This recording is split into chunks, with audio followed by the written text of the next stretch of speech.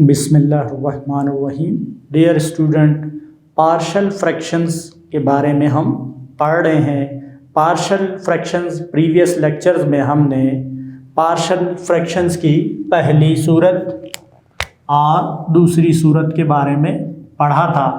पहली सूरत क्या थी कि जब मखरज में यक दर्जी जुज़्व ज़रबी की तकरार ना हो, यानी डिफरेंट डिस्टिंक्ट फैक्टर्स हों, लीनियर फैक्टर्स हों। और दूसरी सूरत क्या है कि जब मखरज में यक दर्जी जुज़्व ज़रबी की तकरार हो, यानी रिपीटेड लीनियर फैक्टर्स। आज हम तीसरी सूरत करते हैं। आज के इस सेशन में हम तीसरी सूरत कि जब मखरज में दो दर्जी जुज़्व ज़रबी की तकरार ना हो, यानी क्वाड्रेटिक फैक्टर मौजूद हो, तो फिर उसकी जनरल फॉर्म क्या होगी। जनरल फॉर्म देखें, पी एक्स की 2 जमा क्यू एक्स जमा आर डिवाइड हो रहा है ए एक्स जमा बी सी एक्स की 2 जमा डी। देखें यहाँ पर ये क्वाड्रेटिक फैक्टर मौजूद है। इसकी जनरल फॉर्म क्या होगी कि a over a x plus b divided by, यहाँ देखिए जब क्वाड्रेटिक आ गया तो यहाँ बी कांस्टेंट, फर्जी कांस्टेंट, और सी और बी के साथ एक्स। यहाँ गौर करने वाली बात है, देखिए एक्स की डिग्री 1 है तो यहाँ 0 है, ये वाजिब कसर, और इसी तरह यहाँ 2 है तो यहाँ पर 1 तक हम अलाउ करते हैं ताकि ये वाजिब कसर ही रहे। तो ज़रूरी नहीं है कि इसके कोफिशिएंट कुछ भी हो सकता है 1। यहाँ पर आप देखेंगे कि मिसाल जब हम करेंगे, मिसाल 4.5, तो यहाँ पर इसके अददी सर A1 है, ठीक है, 1, यहाँ भी 1। तो इसे हम सॉल्व करते हैं। मिसाल 4.5, 2x जमा 9 बटा x जमा 2 पहला फैक्टर जो कि लीनियर है और दूसरा क्वाड्रेटिक है। तो ये तीसरी सूरत का क्वेश्चन है। इसे रिजॉल्व करने का आप जनरल फॉर्म देख लें। जो जनरल फॉर्म हमने लिखी हुई है वो ये आप इसे गौर से देखें, ये जनरल फॉर्म है, ठीक है। इसमें इसे तहलील करते हैं और फिर हम कांस्टेंट देखिए 2x plus 9 divided by x plus 2 x square plus 3 is equal to a linear factor के लिए और b x plus c quadratic factor के लिए। ये हमारी इक्वेशन फर्स्ट हो गई। जैसा कि पहली और दूसरी सूरत में आपने देखा था कि डिनोमिनेटर हमने रिमूव किया था, किस तरह कि इससे थ्रू आउट मल्टीप्लाई कर दिया था। दोनों तरफ तमाम रकमों को किससे ज़रब देंगे, x जमा 2 की 2 जमा 3 से ज़रब देने से। अब देखें ज़रब जिस तरह मैंने इससे पहले भी देखे, 2x जमा 9 x जमा 2 x की 2 जमा 3, इसे अगर ज़रब दिया हमने x जमा 2 से x की 2 जमा 3 तो ये कैंसिल होगा, क्योंकि हम बोथ साइड्स पर कर रहे हैं। तो ये आइडेंटिटी है, इसका बैलेंस रहेगा। तो ये कैंसिल, तो यहाँ पर आता है 2x प्लस 9। सेकेंड यहाँ पर देखिए a over x plus 2 multiply हो रहा है x plus 2 into x square plus 3, तो ये कैंसिल, a के साथ मल्टीप्लाई होगा एक्स स्क्वेयर प्लस 3। इसी तरह बी एक्स प्लस सी, इस टर्म के लिए इसके नीचे जो फैक्टर है वो क्वाड्रेटिक है और मल्टीप्लाई हमने किया इससे, तो आपने देखा ये कैंसिल, ठीक है, 3। तो बी एक्स प्लस सी से मल्टीप्लाई हो रहा है एक्स प्लस 2, ये कैंसिल हो गया, ठीक है, यहां पर ये कैंसिल, यहां पर ये पूरा कैंसिल, ठीक है। ये हमें हासिल हो गई कि पहले के लिए हम क्या लिखेंगे, ये देखें, सेकंड, ये थर्ड, ये तो लिखते हैं 2x plus 9 is equal to a x square 3 plus b x plus C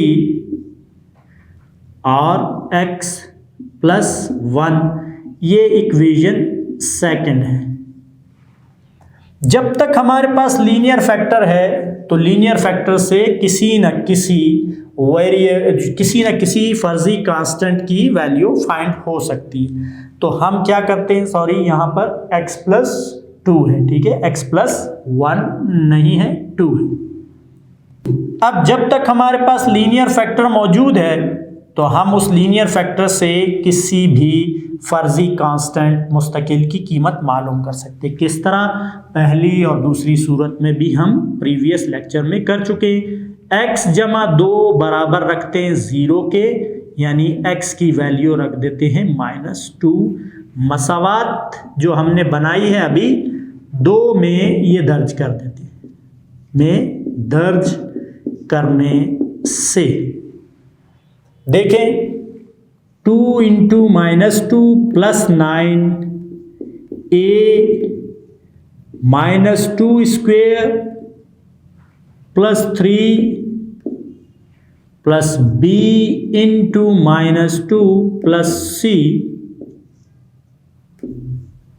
and -2 plus 2 -4 plus 9 a -2 का square plus 4 3 -2b plus c और ये 0। तो देखें यहाँ पर +5 is equal to a 7a और ये कंप्लीट 0 हो गया इस 0 की वजह से। तो a की वैल्यू आपके पास क्या आ जाएगी, यहां पर 5 is equal to 7a, a की वैल्यू आ गई आपके पास 7 डिवाइड होगा, ये आपके पास फर्जी कांस्टेंट यहां पर देखें a हमें मिल गया है, इसे हमने फाइंड कर लिया। अब हमारे पास लीनियर फैक्टर नहीं है तो क्या करेंगे कि मसावात 2 को हम एक्सपेंड करेंगे। ये जो मसावात 2 है इसे हम एक्सपेंड करते हैं। मसावात 2 को एक्सपेंड करने से, ठीक है, खोलेंगे, जहां प्रोडक्ट है वहां मल्टीप्लाई करेंगे, सम और डिफरेंस में लाएंगे। 2x plus 9 ax square plus 3a plus, अब यहां पर देखना है आपने bx, x से b और x स्क्वेयर, bx 2 से 2bx, cx से cx और c2 से 2c।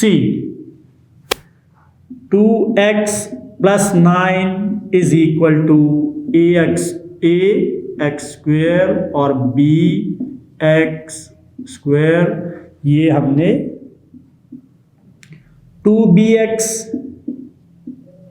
Plus cx plus 3a plus 2c। 2x plus 9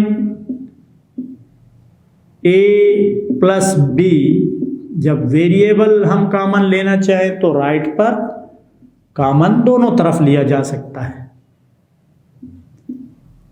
2b plus सी एक्स कॉमन, और ये हमारी प्योर कांस्टेंट टर्म बनी हुई है। तो हम इससे पहले इसमें भी हम पढ़ चुके हैं कि ये हमारे पास जो कुछ है ये आइडेंटिटी की फॉर्म में है, मुमासलत की फॉर्म में, यानी x की हर वैल्यू के लिए इसका लेफ़्ट और राइट इक्वल आना चाहिए। इसी तरह इसे जो हमने मल्टीप्लाई करके, ठीक है, हासिल किया है, तो इसमें भी x की कोई भी वैल्यू लेफ़्ट और राइट को इक्वल रखेगी क्योंकि ये आइडेंटिटी है। अच्छा, ये एक आइडेंटिटी है, तो आइडेंटिटी को देखें कि अगर आइडेंटिटी क्या होती है कि ax प्लस by ये इक्वल हो 3x प्लस 5y। आइडेंटिटी के लिए अमूमन जो है, आइडेंटिटी एक इक्वेशन है, इसके लिए साइन इस तरह का इस्तेमाल होता है, लेकिन हम इक्वल का ही साइन यूज़ करते हैं। तो इसमें x का जो कोफिशिएंट a है, यहाँ x का कोफिशिएंट 3 है, तो a 3 के इक्वल होगा क्योंकि ये आइडेंटिटी। b किसके इक्वल होगा फिर? बिल्कुल सही सोच रहे हैं आप, 5 के लिए। तो अब यहां पर भी यही हम करेंगे कि लेफ्ट और राइट में जो वेरिएबल है उसके कोफिशिएंट्स जो है उनको इक्वेट करेंगे। यहां देखें x स्क्वायर है, यहां नहीं है, तो इसका मतलब है कि ये 0x स्क्वायर मौजूद है, 0 इसका कोफिशिएंट है, ठीक है, 0 कोफिशिएंट है। तो हम क्या करते हैं कि x दोनों तरफ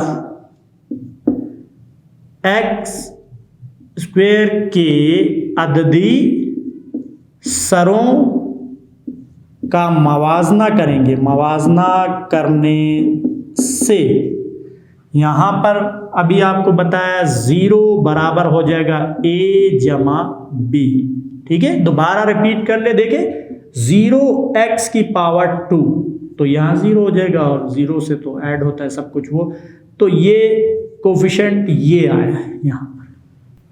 अब a हमें मालूम है 0, a है 5/7, b देखिए ये शिफ्ट करें, -5/7 इज इक्वल टू b, और b इज इक्वल टू -5/7। ये एक कांस्टेंट फर्जी मुस्तकिल की कीमत आ गई। अब रह कितना गया? देखिए c रहता है हमारे पास। अब c के लिए हम क्या करते हैं, यहाँ पर देखें c के लिए हम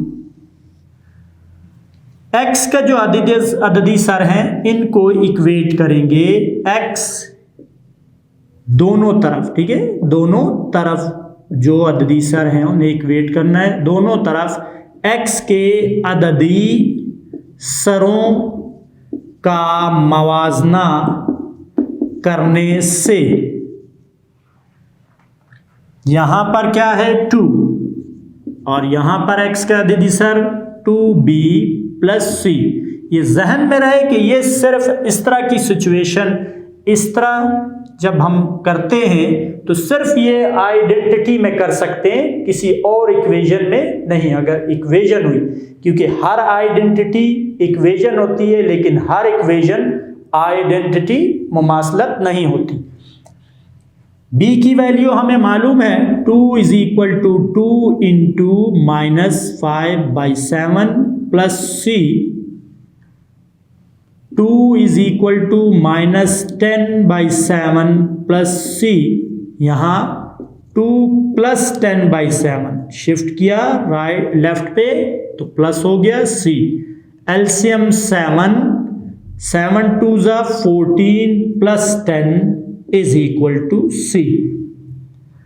तो c की वैल्यू आप देखें 24/7 c, और c इज इक्वल टू 24/7।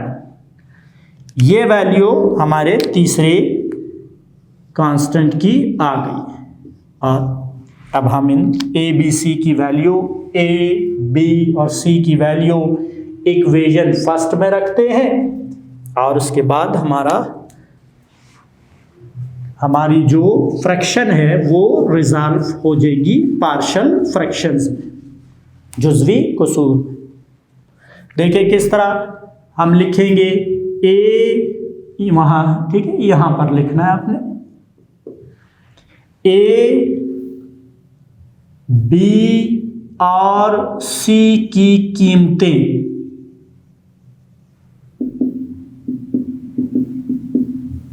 मसावात 1 में दर्ज कर दें, ठीक है। ये स्टेप चल रहे हैं यहां से, यहां पर आपने लिखना है, सी के बाद ये स्टेप आएगा क्योंकि वहां जगह नहीं है तो हम यहां पर लिख रहे हैं। तो ये देखिए, ये इक्वेशन आप देखेंगे 2x + 9 divided by x + 2 x² + 3, a की वैल्यू क्या है 5/7 और नीचे x + 2 है, ठीक है, नीचे क्या है x + 2 प्लस b की value b -5/7 into x plus c की वैल्यू 24/7 और x की पावर 2 + 3। सिंप्लीफाई कर लें, 5 7 डेनोमिनेटर में x + 2 के साथ। इसी तरह यहाँ माइनस को डील कर लें, अगर माइनस ना भी चाहें तो ये इस तरह होगा कि एलसीएम यहाँ पर ऊपर हो जाएगा x पावर 2 3 और यहाँ पर 7 एलसीएम -5x + 24। लास्ट स्टेप हम करते हैं, 5/7x + 2 प्लस -5x + 24 डिवाइड हो रहा है किससे, 7 डेनोमिनेटर में चला गया, x की पावर 2 + 3। तो आपने देखा कि हमने किस तरह एक वाजिब कसर को उसकी जुज़वी कसूर में, पार्शियल फ्रैक्शन में कन्वर्ट किया, तहलील किया। स्टूडेंट देख सकते हैं आप कि हमने इस कसर को, ये गैर वाजिब कसर थी और इसमें एक लीनियर फैक्टर था और एक क्वाड्रेटिक फैक्टर था, किस तरह हमने इसकी पार्शियल फ्रैक्शंस में, जुज़वी कसूर में रिजॉल्व किया। इस तरीके से आप मुख्तलिफ सवालात जो इस हालत में हों उन्हें कर सकते हैं। हम एक और इस कंसेप्ट को और ज़्यादा वाज़े करने के लिए, और ज़्यादा अच्छी तरह समझने के लिए एक एक्सरसाइज का क्वेश्चन लेंगे। आपकी टेक्स्ट बुक की एक्सरसाइज का क्वेश्चन हम लेते हैं तो आप देखेंगे कि उसे बिल्कुल इसी तरीके से सॉल्व करेंगे। वैल्यूज़ डिफरेंट होंगी तो हमें पता चलेगा कि किस तरीके से हम उन्हें हैंडल करते हैं। एक्सरसाइज का डियर स्टूडेंट हम क्वेश्चन लेते हैं। क्वेश्चन नंबर 6 है, 4.3 एक्सरसाइज है आपके टेक्स्ट बुक की। तो क्वेश्चन देखते हैं। अभी हमने एक एग्जांपल की थी जो कि बुक में भी सॉल्व है। अब हम एक क्वेश्चन सॉल्व करते हैं और इसमें देखते हैं कि क्या इसकी वैल्यूज़ में, इसकी टर्म्स में, इसकी पॉलिनोमियल में फ़र्क है। तो इसे रिजॉल्व करेंगे। देखिए अब ऊपर जो पॉलिनोमियल है वो क्वाड्रेटिक फॉर्म में, जो हमने इससे पहले मिसाल की उसमें वो लीनियर, ऊपर भी लीनियर पॉलिनोमियल थी। अब देखें यहाँ पर भी एक लीनियर फैक्टर भी है और एक क्वाड्रेटिक फैक्टर है, क्योंकि क्वेश्चन नंबर 6 में यहाँ भी 3, वहाँ पर x² जो हमने एग्जांपल की x² + 3 था।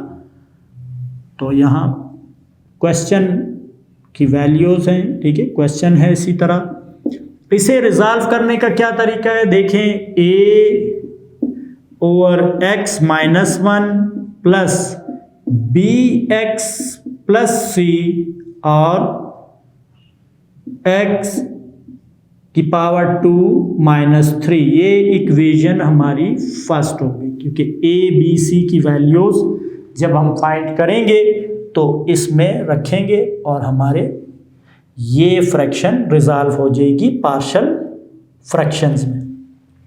वही तरीका दोनों तरफ तमाम रकमों को x-1 x² - 3 से ज़रब दे दें आप। मिसाल में हमने किया कि किस तरह, आप भी उसी तरह दें। तो ये यहाँ पर जब ये इससे ज़रब होगा तो x की पावर 2 + 5x - 7 आ जाएगा, और यहाँ ये कैंसिल होगा और a के साथ इसने मल्टीप्लाई हो जाना है, क्योंकि हर टर्म से इसने मल्टीप्लाई, यहाँ पर देखिए प्लस के साथ ये इससे भी मल्टीप्लाई, फिर इसके बाद इस पूरे से प्लस bx प्लस c, इसके साथ किसने मल्टीप्लाई होना, ये कैंसिल, x-1, ये इक्वेशन 2 है। अब देख लें क्या लीनियर फैक्टर है, तो बिल्कुल मौजूद है। इससे एक वैल्यू तो हमारी आ सकती है एक कांस्टेंट की, तो x-1 0 रखकर x की वैल्यू देखते हैं, 1 हो गई वहां शिफ्ट, प्लस मसावात 2 में दर्ज करें जो अभी बनी है, मसावात 2 में दर्ज करने से दर्ज कर दें 1 की पावर 2 + 5 × 1 - 7 = a 1 का स्क्वायर - 3 b × 1 + c 1 - 1 1 + 5 - 7 a 1 - 1 का स्क्वायर 1 - 3 b + c, और ये 0 -1 a -2 और ये 0। तो आप देखें कि हमने वैल्यू क्या हासिल की है, -1 = -2a, 2a यहाँ शिफ्ट, प्लस 1 वहाँ शिफ्ट, प्लस a = 1/2, a की वैल्यू फाइंड कर ली, ठीक है, ये कांस्टेंट a है। अब हमारे पास लीनियर फैक्टर नहीं रहा, तो इक्वेशन 2 को एक्सपेंड करेंगे, ठीक है, मसावात 2 को एक्सपेंड करने से क्या है, x की 2 + 5x नफी 7 a x की 2 नफी 3a जमा bx की 2 bx की 2 नफी bx जमा cx नफी c, ये हमने ज़रब दे दिए, यहाँ 4 टर्म, यहाँ 2, x की 2 + 5x नफी 7 a x की 2 और bx की 2 को साथ करते हैं क्योंकि ये लाइक टर्म है। इसी तरह cx और मनफी bx इन्हें साथ करते हैं, ये भी लाइक टर्म। इसी तरह -3a और -c, ये x की 2 + 5x नफी 7 बराबर है a जमा b x की 2 कॉमन। इसी तरह यहाँ पर c Nafi b x common, और ये हम कांस्टेंट टर्म एक ब्रैकेट में लिखते हैं। अब बिल्कुल क्योंकि ये आइडेंटिटी है तो x की हर वैल्यू के लिए इसे वेरीफाई करना चाहिए, और यहाँ पर जो भी लाइक टर्म है उनके कोफिशिएंट यहाँ के कोफिशिएंट के इक्वल होंगे। इक्वेट करते, देखिए x की 2 यहाँ है, यहाँ पर है, इसका कोफिशिएंट क्या है 1 है। तो हम क्या कहते हैं कि दोनों तरफ x की 2 के अददी सरों का मवाजना करते हैं।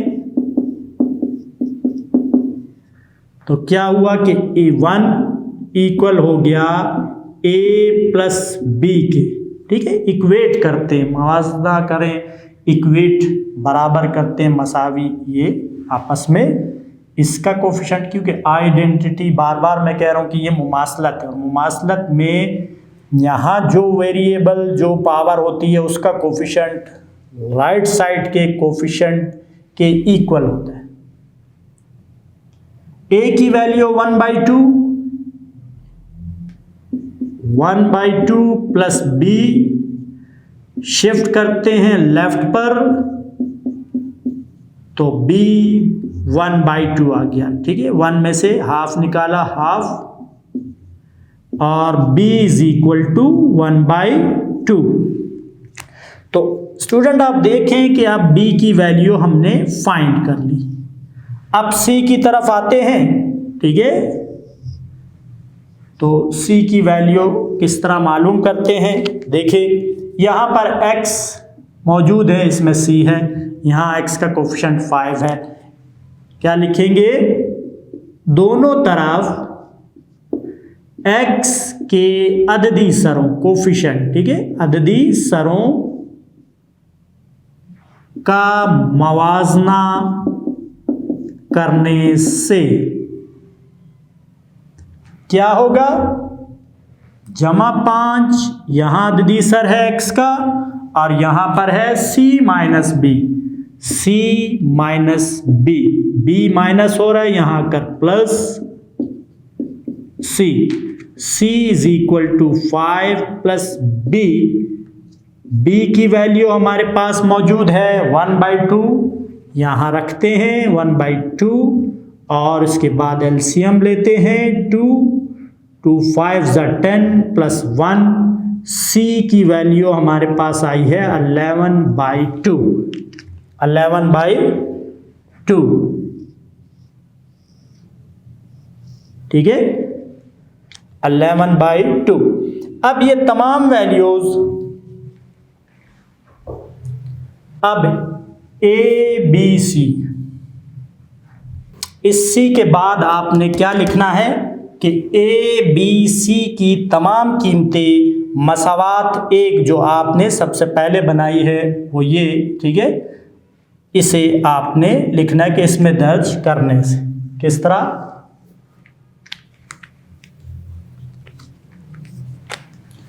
A B और C की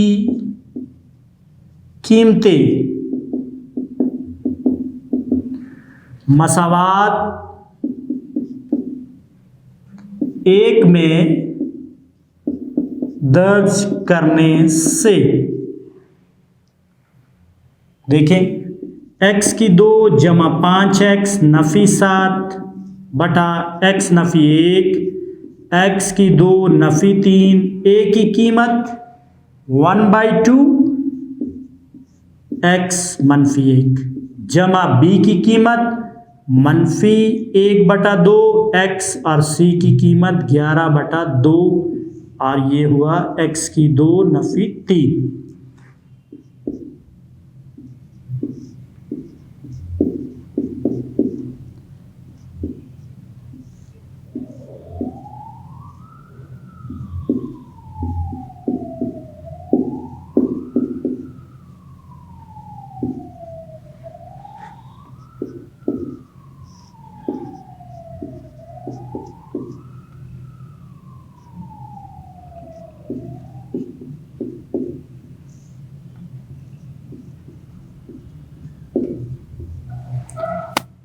तो इसे हमने सिंप्लीफाई किया तो आपने देखा ये 2 फ्रैक्शन आई हैं जो इस गैर वाजिब कसर की पार्शल फ्रैक्शंस हैं, जुज़वी कसूर हैं। तो स्टूडेंट आपने देखा कि एक एग्जाम्पल और एक क्वेश्चन। आपकी टेक्स्ट बुक के एक एग्जाम्पल हमने की इस तीसरी सूरत के लिए और एक क्वेश्चन किया, तो इससे आप इस तीसरी सूरत में अगर जब मुखरिज में दो दर्जी जुज़्व ज़रबी की तकरार ना हो, इस किस्म के अगर सवालात आपको मिले, उन्हें हल करने को कहा जाए, तो आप बहुत अच्छे तरीके से सॉल्व कर सकते हैं, क्योंकि हमने एक क्वेश्चन नहीं बल्कि एक एग्जाम्पल और एक्सरसाइज का एक क्वेश्चन किया। आपके टेक्स्ट बुक की एक्सरसाइज 4.3 और 4.3 के क्वेश्चंस हैं,